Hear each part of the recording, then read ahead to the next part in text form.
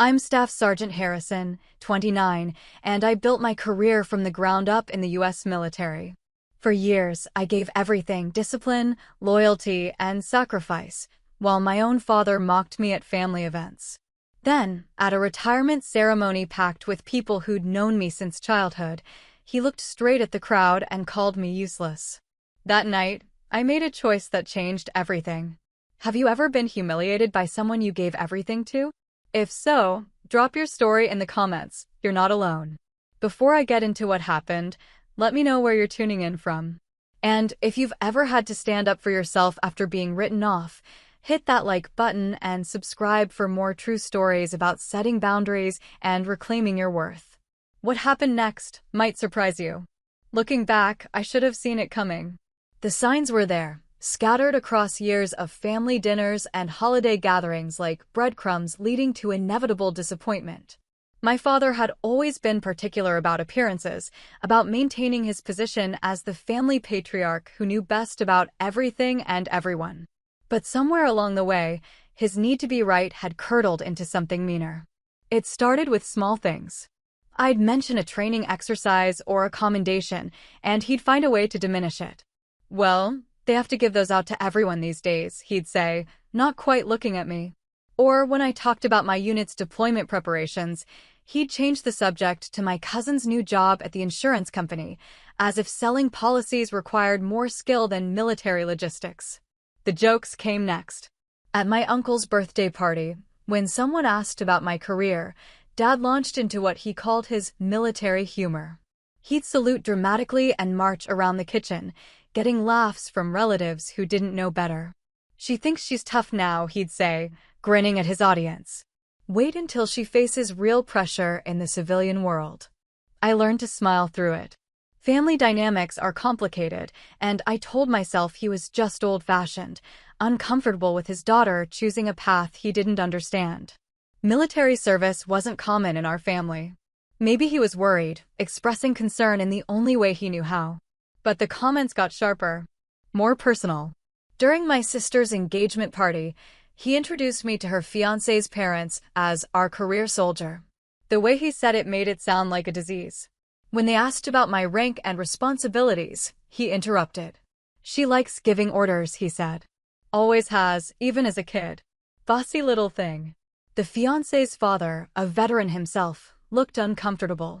He tried to steer the conversation toward my actual duties, my training, the leadership opportunities I'd been given. Dad listened with a fixed smile that never reached his eyes. Later, when the veteran shook my hand and told me he respected my service, Dad was already at the bar, holding court with different relatives. I began to notice how he positioned himself during these conversations. He'd stand just close enough to interrupt, to redirect attention back to himself or to topics where he felt more authoritative.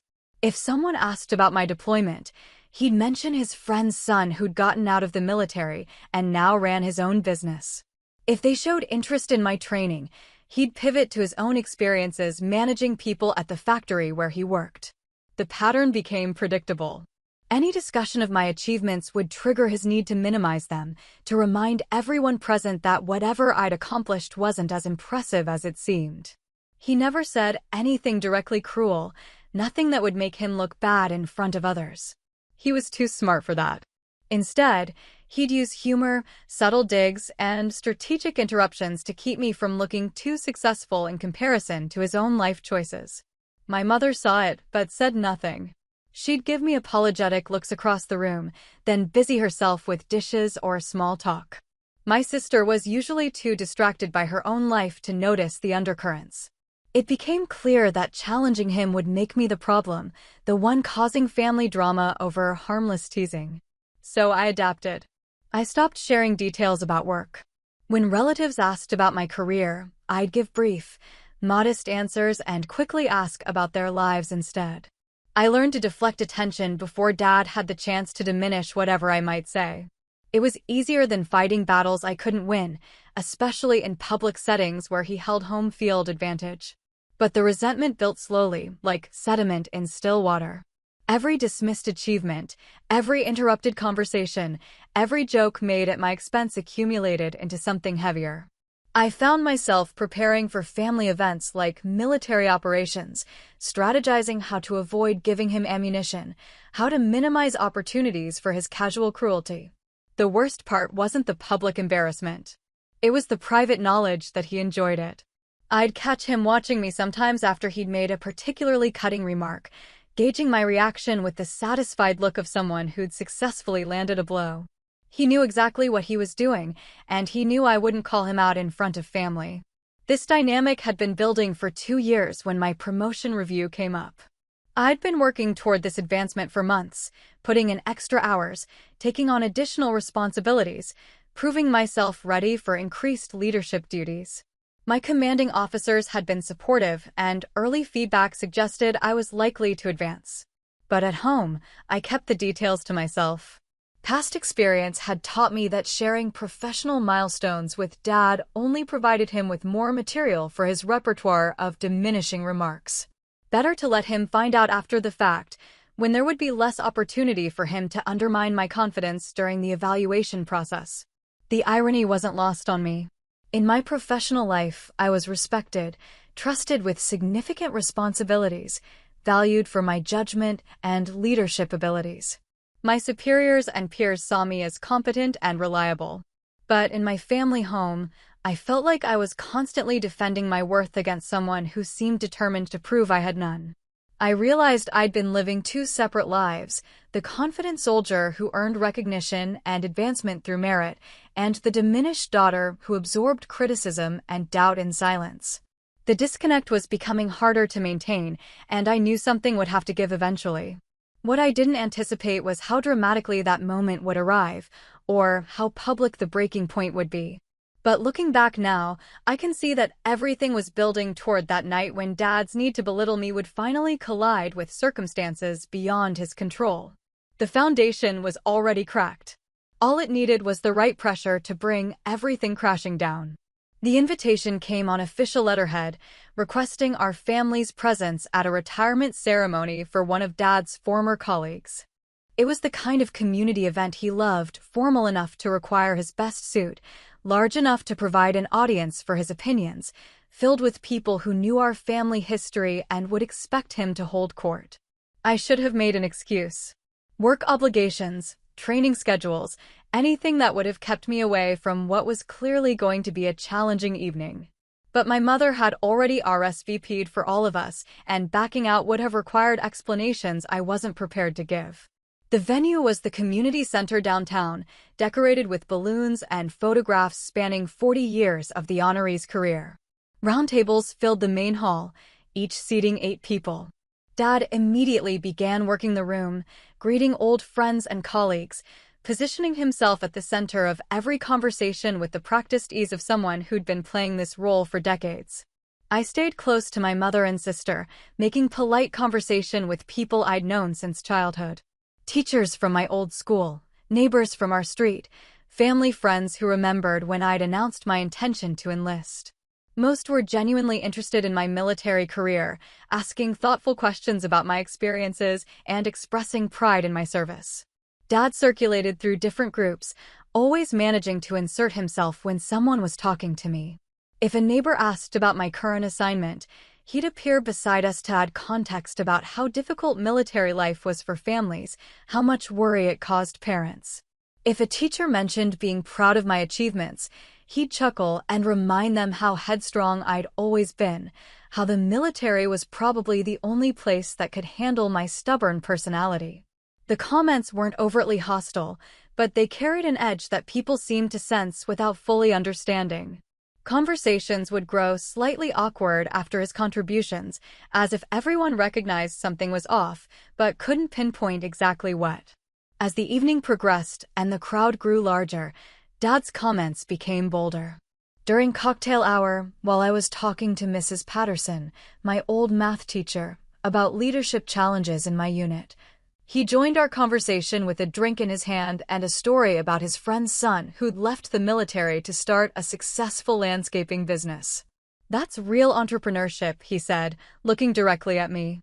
"Building something from nothing instead of just following orders all the time." Mrs. Patterson looked confused by the non sequitur. I smiled politely and excused myself to find the restroom, needing a few minutes away from the growing tension. When I returned, Dad had found his way to a table of his former coworkers, men who'd known him for 20 years and still saw him as the competent supervisor he'd been at the factory. This was his comfort zone, surrounded by people who remembered his professional success and looked to him for opinions about current events and local politics.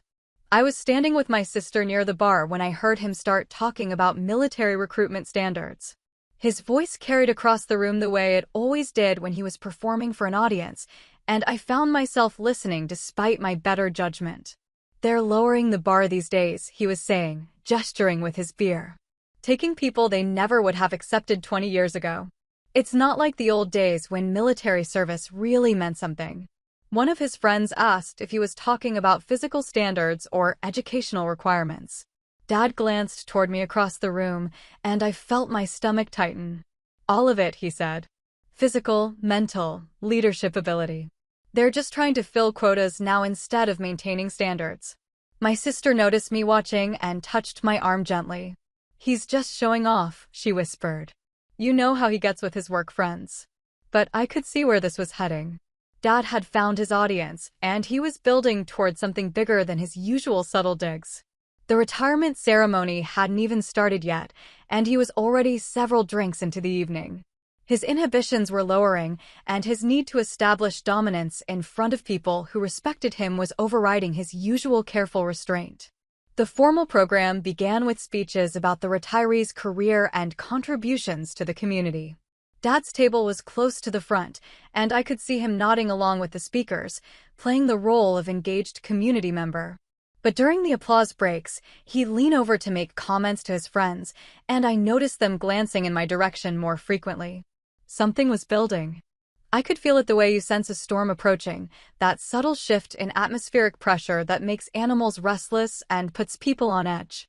Dad was working himself up to something, and the combination of alcohol, audience, and opportunity was creating perfect conditions for whatever he was planning to unleash. When the formal speeches ended and people began mingling again, he stood up from his table and looked directly at me across the room. There was something in his expression I'd never seen before, not just the usual need to diminish me, but something meaner, more deliberate. He was coming over, and this time, he wasn't planning to be subtle about it. The room was full now, maybe 60 people scattered across tables and standing in small groups throughout the community center. I was near the back wall with my mother, sister, and a few of their friends when Dad approached with his usual confident stride. But something was different this time. His smile was too wide, his posture too aggressive, and he was bringing his entire table of work friends with him. "There she is," he announced, his voice carrying that particular pitch it took on when he'd been drinking and wanted to entertain an audience. "My daughter, the soldier." The way he said soldier made it sound like a joke he was about to share. His friends arranged themselves in a semicircle around us, clearly expecting some kind of performance. My mother tensed beside me, and I felt that familiar knot forming in my stomach. "We were just talking about military standards," Dad continued, looking directly at me with that fixed smile. "How they've changed over the years." One of his friends, a man I vaguely remembered from company picnics years ago, nodded along. "Your dad was telling us about your career," he said politely. "That's quite an accomplishment." Dad's smile faltered for just a moment. This wasn't the direction he'd wanted the conversation to go. He needed to regain control, to steer things back toward his planned narrative. "Well," he said, his voice getting louder, "let's not get carried away. It's not like she's saving the world or anything." The group laughed uncertainly. This was still within the bounds of normal family teasing, the kind of gentle ribbing parents often engaged in when talking about their children's careers. But I could see Dad calculating, measuring the room's response, deciding how far he could push this. Mrs. Patterson had wandered over and was standing at the edge of our growing circle. "I remember when she enlisted," she said warmly. "We were so proud. Such a brave decision for a young woman." "Brave," Dad repeated, as if testing the word's weight. "I suppose that's one way to put it." The pause that followed felt charged with possibility. Dad had everyone's attention now, and I could see him deciding what to do with it. His work friends were watching expectantly, ready to laugh at whatever joke he was building toward. My family was growing more uncomfortable by the moment. The thing about military service, Dad said, his voice taking on that lecturing tone he used when he wanted to sound authoritative, is that it attracts different types of people. Some are natural leaders, real warriors. Others. He paused, looking directly at me. Others just need someone to tell them what to do every day. The insult was carefully crafted, subtle enough to maintain plausible deniability while landing its intended blow. His friends shifted awkwardly, suddenly aware that this wasn't harmless family teasing anymore. My mother made a small sound of disapproval, but Dad was just getting started. I mean, let's be honest, he continued, emboldened by his audience's attention. Not everyone who puts on a uniform is actually contributing something meaningful. Some people are just. He paused again, savoring the moment before delivery. Well, some people are just along for the ride. My sister stepped closer to me, a protective gesture that Dad noticed and seemed to find amusing. The room had grown quieter, conversations at nearby tables trailing off as people sensed the tension in our group. That's enough, my mother said quietly, but Dad was beyond listening to warnings now. Along for the ride, he repeated, louder this time. Taking up space, collecting a paycheck, pretending to be important. His eyes were locked on mine now, and his smile had transformed into something cruel. Some people think putting on a uniform automatically makes them special, but the truth is. He looked around the circle, making sure he had everyone's complete attention before delivering what he clearly considered his finishing blow. The truth is, she's nothing but a burden. Useless. The words hit the air like a physical force. The circle around us went completely silent, and I could feel people at other tables turning to stare. Dad stood there with that satisfied expression he wore after landing what he considered a particularly clever insult, waiting for his audience to reward him with laughter. Instead, there was horrified silence. His work friends looked mortified. Mrs. Patterson's mouth had fallen open. My mother was staring at Dad with an expression of disgust I'd never seen her wear before. My sister had gone pale and was gripping my arm tightly. But Dad was too committed now to back down. The silence wasn't the reaction he'd expected, but he seemed to interpret it as shock at his boldness rather than revulsion at his cruelty. What? He said, looking around the circle with mock innocence. I'm just being honest. Someone has to say what everyone's thinking. A few people started to drift away from our group, clearly uncomfortable with being witnesses to whatever this was becoming. But Dad's work friends remained, trapped between loyalty to their colleague and embarrassment at his behavior. She's been playing dress-up soldier for years now, he continued, his voice getting louder and more aggressive. Pretending to be important, acting like she's doing something that matters. But when you strip away all the military pageantry, what's left? Nothing. She's nothing but a burden on the taxpayers. Nothing but, stop it. My voice cut through his monologue, quiet, but firm enough to silence him mid-sentence. Dad looked genuinely surprised that I'd spoken. In all our previous encounters, I'd absorbed his attacks in silence, refusing to give him the satisfaction of a reaction. But something about this moment, the public nature of the humiliation, the calculated cruelty of his words, the satisfied expression he wore while destroying my reputation in front of people I'd known my entire life, had finally pushed me past my limit. Just stop, I repeated, looking directly at him. For a moment, we stared at each other across a silence that felt fragile and dangerous. Dad's expression showed confusion first, then anger at having his performance interrupted. I could see him calculating whether to escalate further or attempt to regain control through humor. Before he could decide, I turned and walked away from the circle, from the stares, from the whispered conversations that were already beginning. I needed air, space, distance from whatever had just happened and whatever was about to happen next. Behind me, I could hear Dad trying to recover, making jokes about military sensitivity and the inability to take honest criticism. But his audience was no longer with him. The spell had been broken, and everyone could see what he really was. I found myself in the parking lot, standing beside my car in the humid evening air, trying to process what had just happened. Through the community center's windows, I could see the party continuing, people moving between tables and conversations resuming. But something fundamental had shifted, and there was no going back to the way things were before. My phone buzzed with a text from my sister. "Mom's driving me home. You don't have to come back in." The relief I felt at having an escape route was immediately followed by a deeper realization. This wasn't just about one terrible evening or one public humiliation. This was the culmination of years of accumulated resentment, the inevitable result of a dynamic that had been building toward this moment since I first chose a path that threatened Dad's sense of authority over my life. He'd called me useless in front of 60 people, including neighbors, teachers, and family friends who'd watched me grow up. He'd done it deliberately, with calculation and forethought, timing his attack for maximum impact and audience. There was no walking this back, no pretending it was a joke or a misunderstanding or the result of too many drinks. This was who he was. Who he'd always been, beneath the careful presentation of concerned parent and community leader. And now everyone had seen it. I drove home in silence, replaying the evening's events and trying to understand how we'd arrived at this point. The signs had been there for years, but I'd chosen to interpret them charitably, to give him the benefit of the doubt, to assume his behavior came from concern rather than malice. I'd been wrong. Over the next few days, the calls began. Mrs. Patterson phoned to check on me and express her shock at Dad's behavior. Neighbors stopped by with casseroles and awkward condolences, as if someone had died.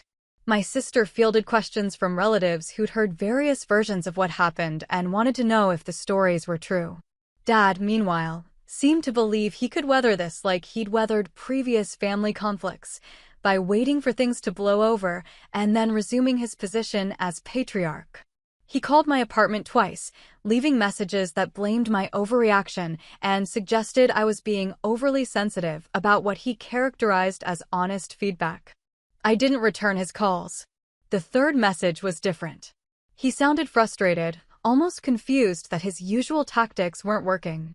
"I don't understand why you're making such a big deal out of this," he said. "It's not like I said anything that wasn't true." That message crystallized something for me.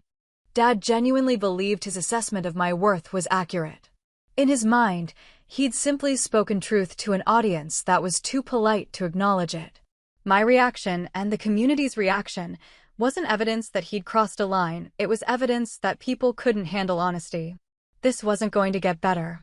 There would be no apology, no recognition of wrongdoing, no attempt to repair what he'd broken.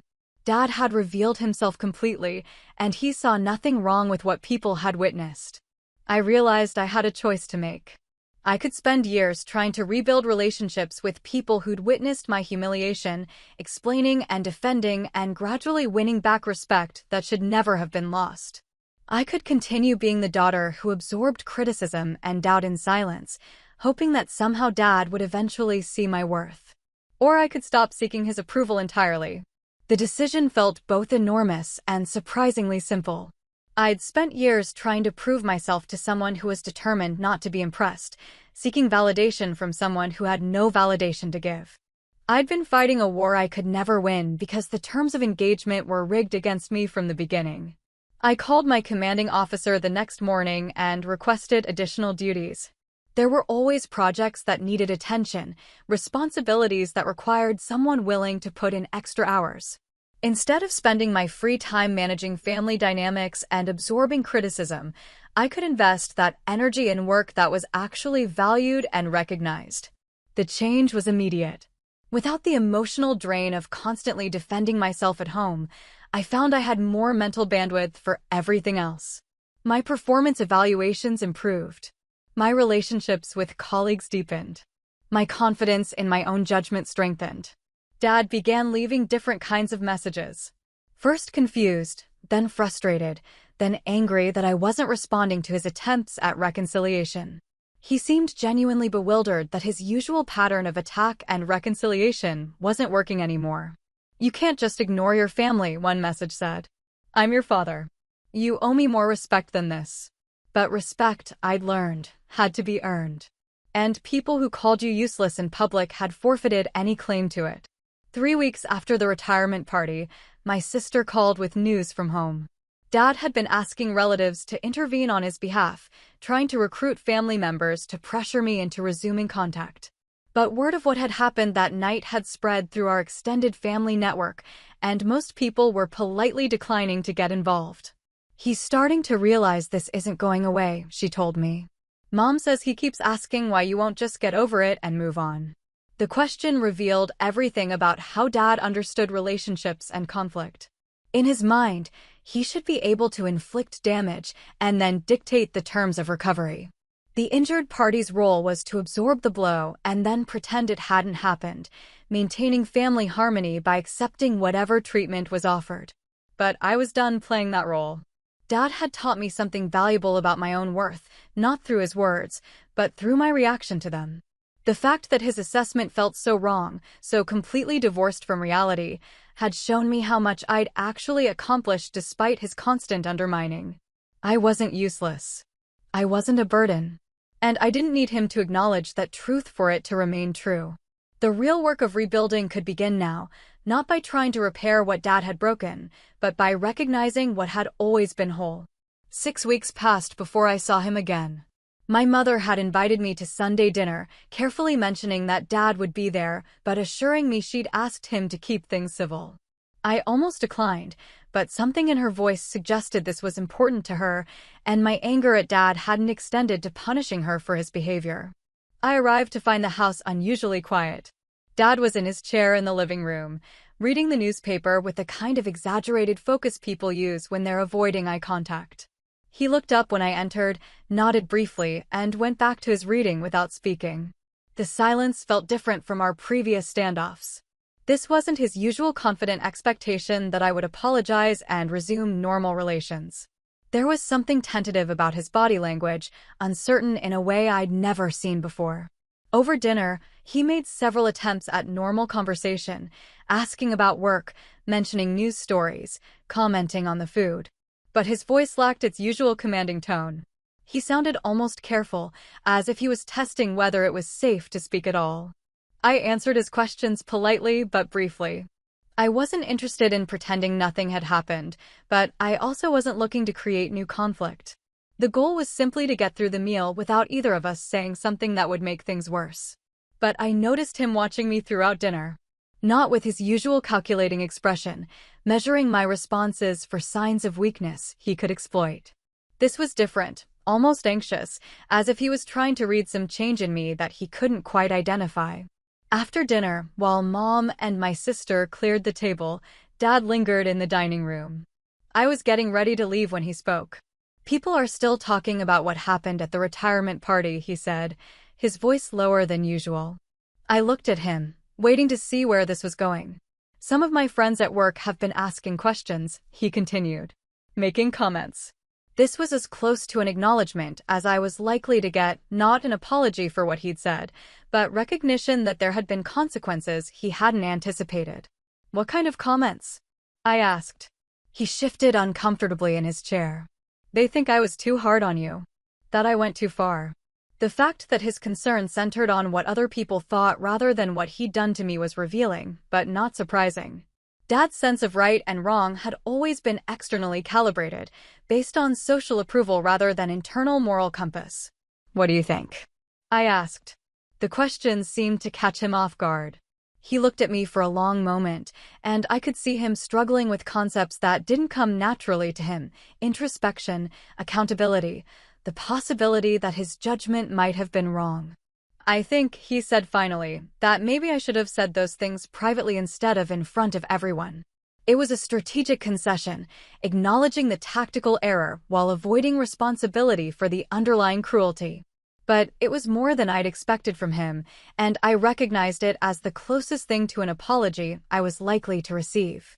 "The problem wasn't the audience," I said quietly. "The problem was calling your daughter useless at all." He stared at the table for a moment, processing this distinction. When he looked up, his expression showed genuine confusion. "But if I think something's true," he said, "shouldn't I be able to say it?" The question revealed the fundamental gap between us. Dad genuinely didn't understand the difference between honest assessment and deliberate cruelty, between constructive criticism and public humiliation. In his mind, his opinion about my worth was simply factual information that others needed to hear. "Not everything that's true needs to be said," I replied. "And not everything you think is true actually is." This concept seemed to perplex him even more. The idea that his judgments might be flawed, that his perspective on my life and career might be incomplete or biased, was clearly difficult for him to process. We sat in uncomfortable silence for several minutes. Dad seemed to be waiting for me to offer some path back to normal relations, some signal that we could resume our previous dynamic with minor adjustments. But I had no interest in returning to a relationship built on my acceptance of his right to diminish me. Finally, he spoke again. "So what happens now?" "I don't know," I said honestly. "That depends on whether you can see me as something other than a disappointment." He looked genuinely startled by the directness of this challenge. But before he could respond, my mother called from the kitchen that dessert was ready, and the moment was lost. I left shortly afterward, driving home with the sense that something significant had shifted but remained unresolved. Dad had been forced to confront the consequences of his behavior, but he hadn't yet grappled with the behavior itself. He was sorry that other people disapproved of what he'd done, but he wasn't sorry for doing it. Still, something had changed in the power dynamic between us. For the first time in our relationship, Dad seemed unsure of his position, uncertain about his authority over my life and choices. The retirement party had stripped away his ability to diminish me with impunity, and he was struggling to figure out how to relate to me without that familiar tool. It wasn't reconciliation, but it was a beginning. A recognition that the old patterns couldn't continue, even if neither of us yet knew what would replace them. The real test would come when he had to choose between defending his original position and accepting that he'd been wrong about me all along. The next 2 months passed quietly. Dad stopped leaving messages on my answering machine, and our family dinners developed a cautious politeness that felt fragile but functional. He still made occasional comments about military life and government spending, but they lacked his previous personal edge. It was as if he'd learned to avoid direct attacks while not yet understanding why they'd been problematic in the first place. Work had become my primary focus in ways it never had before. Without the emotional drain of managing family conflicts, I found myself taking on additional responsibilities and genuinely enjoying the challenges they presented. My commanding officer, Major Rodriguez, had begun assigning me to higher-profile projects, and my performance evaluations consistently exceeded standards. The promotion review I'd been working toward was scheduled for early November. The process would involve written assessments from superiors and peers, a formal interview with the promotion board, and evaluation of my leadership performance over the previous 18 months. I felt confident about my chances, but I'd learned not to count on anything until it was officially announced. I didn't mention the upcoming review to my family.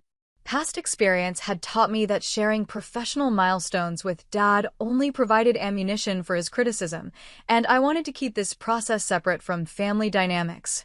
If I was promoted, there would be time to share the news afterward. If I wasn't, I could process the disappointment without his commentary on my shortcomings. The interview with the promotion board went well. 3 senior officers asked detailed questions about my leadership philosophy, my handling of specific challenging situations, and my vision for increased responsibilities. I left the meeting feeling like I'd represented myself accurately and professionally. 2 weeks later, Major Rodriguez called me into his office. "The promotion board has made their decision," he said, gesturing for me to sit down. "Congratulations, Sergeant.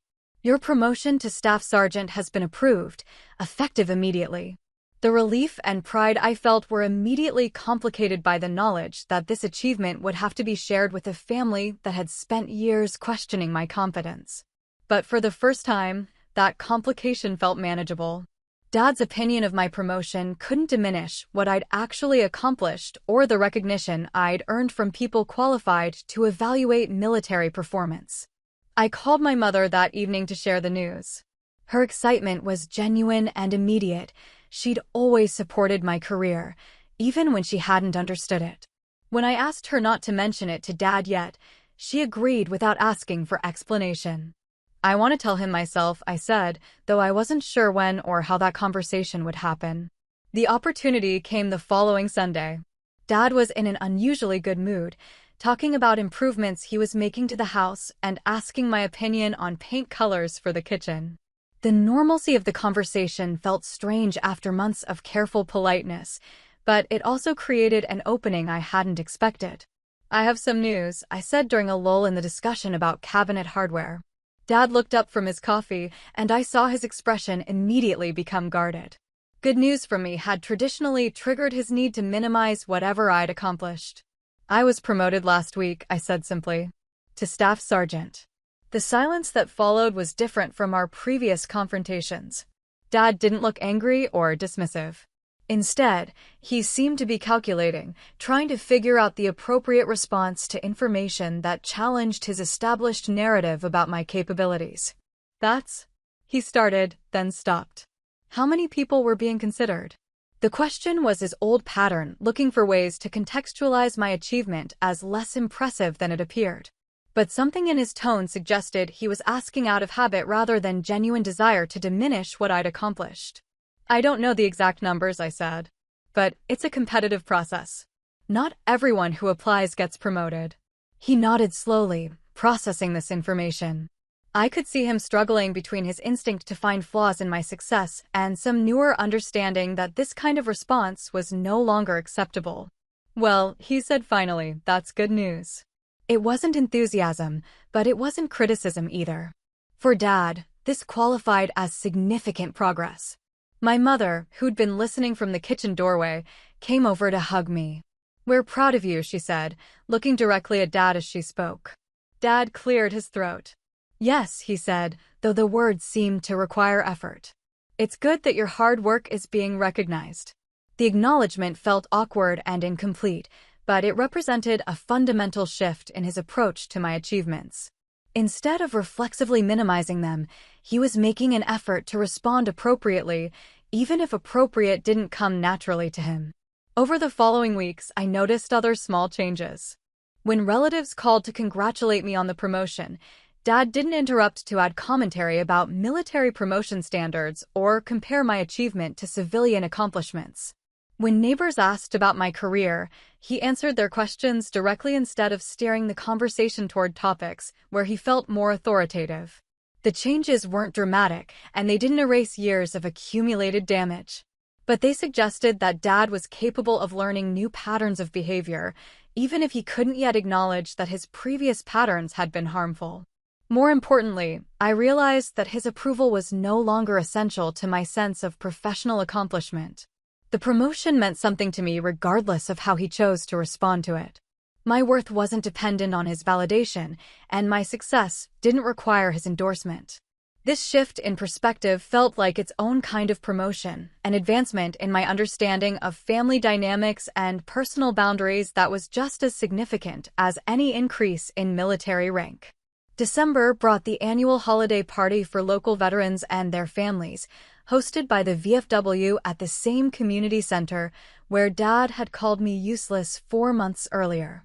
When the invitation arrived, my first instinct was to find an excuse to avoid returning to the scene of that humiliation.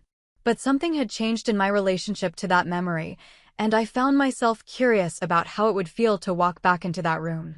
Dad had been making efforts, small ones, but noticeable. He'd stopped making jokes about military life when I was present, and he'd even asked a few genuine questions about my new responsibilities as staff sergeant. When Mom mentioned the VFW party over dinner, he looked at me with an expression that seemed almost hopeful. "Will you be going?" he asked. "I'm thinking about it," I said.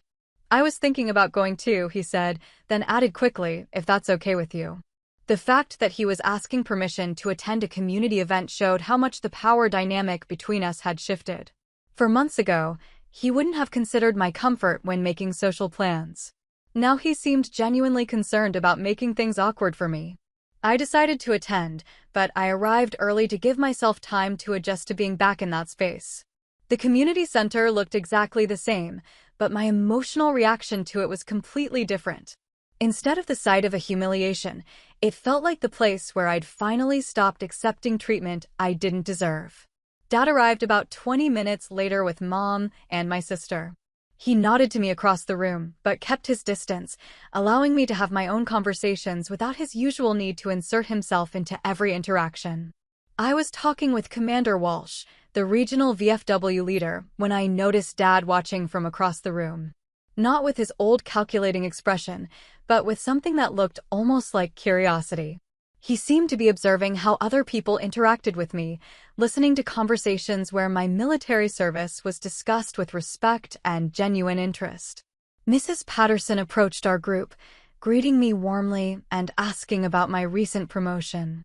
"Staff Sergeant," she said proudly, as if she'd played a role in my advancement. "That's wonderful news." Commander Walsh asked about my new responsibilities, and I found myself describing the leadership training I'd be conducting and the administrative duties that came with increased rank. The conversation was professional and respectful, the kind of discussion about career advancement that happened at any social gathering. From the corner of my eye, I could see Dad listening. Not positioning himself to interrupt or redirect, but actually listening to how my work was being discussed by people who understood military structure and advancement. "Leadership training is crucial," Commander Walsh was saying. "Too many young soldiers never learn proper management skills. Having someone with your experience developing those programs is exactly what we need." The respect in his voice was unmistakable. This wasn't polite social conversation or patronizing encouragement. This was one professional recognizing another's expertise and value. Dad moved closer to our group, not inserting himself into the conversation, but positioning himself where he could hear more clearly. When Commander Walsh mentioned my unit's recent commendation for operational excellence, I saw Dad's expression change. Not the familiar skepticism, but something that looked almost like surprise. "Your daughter's unit has an exceptional reputation," Commander Walsh continued, addressing my parents as they joined our circle. "The leadership coming out of that program is some of the best I've seen in 20 years. Dad nodded silently, processing this assessment from someone whose military knowledge far exceeded his own. For the first time in years, he was hearing my professional life discussed by someone qualified to evaluate it, and the assessment was overwhelmingly positive. The evening continued with similar interactions. Veterans from different service periods and conflicts treated me as a peer, asking my opinion on current military policies and sharing their own experiences with respect and camaraderie. Dad remained mostly quiet, observing dynamics he'd never seen before. During dinner, Commander Walsh stood to make announcements about upcoming events and recognition programs. "Before we finish tonight," he said, "I want to acknowledge some of the excellent young leaders we have in our community." He went on to mention several recent promotions and achievements among local service members. When he got to my name, his tone became particularly warm.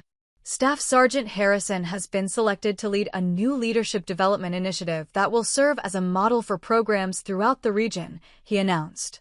"This is a significant honor that reflects not just her individual capabilities, but the excellence of her unit and the quality of leadership she represents." The room erupted in applause. People at nearby tables turned to smile and nod in my direction. I felt a flush of pride that had nothing to do with family approval and everything to do with professional recognition earned through merit. When I glanced toward my family's table, Dad was clapping along with everyone else. But his expression showed something I'd never seen before when my achievements were being discussed, what looked almost like awe. Not grudging acknowledgement or strategic approval, but genuine amazement at hearing his daughter described in terms he'd never considered. After the announcement, people stopped by our table throughout the evening to congratulate me and ask questions about the leadership program. Dad listened to these conversations with growing attention, hearing my work discussed with the kind of respect he'd never shown it himself. On the drive home, my mother mentioned how impressed she'd been with the evening's recognition. "I had no idea about the leadership program," she said. "Why didn't you tell us?" "I wanted to make sure it was finalized before mentioning it," I said, though the real reason was my ingrained habit of protecting professional achievements from family criticism. Dad was quiet during the drive, but when we reached my apartment, he asked if he could walk me to the door. We stood in the awkward silence of the building's entryway before he spoke. "I didn't realize," he said slowly, "how seriously other people take your work. It was a strange way to phrase an acknowledgement, but I understood what he was trying to say. Dad had spent years dismissing my military service as unimportant government work, never considering that people with actual military experience might evaluate it differently.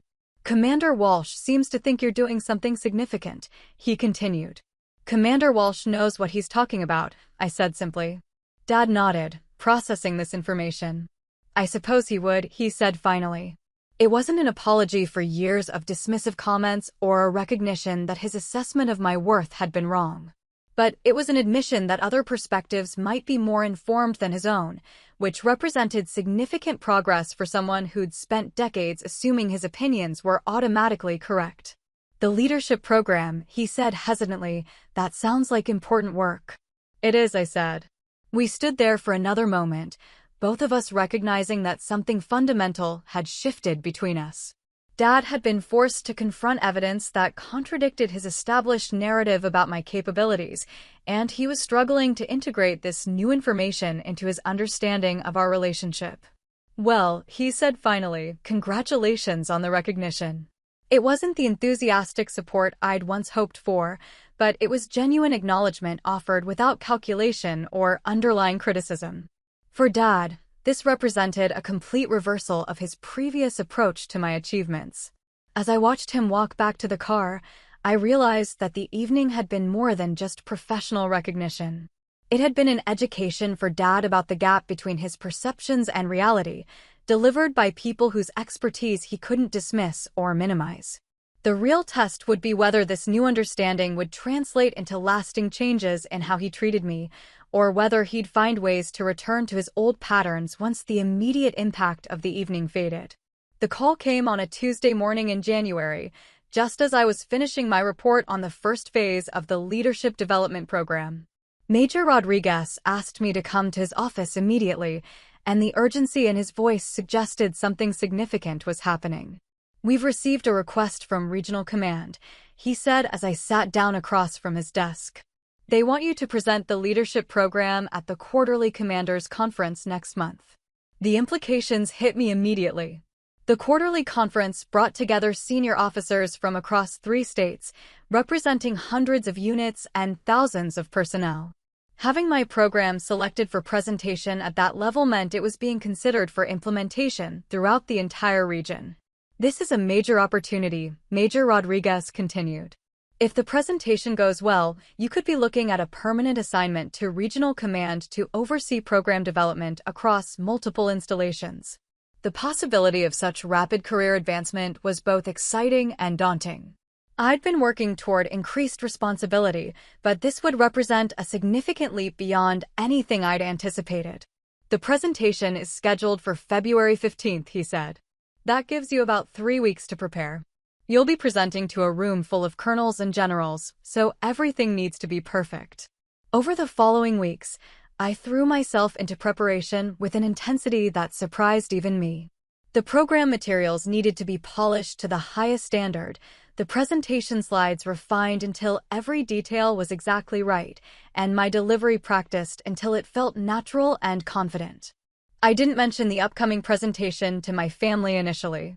The stakes were too high, and I wanted to focus entirely on preparation without the distraction of managing their reactions.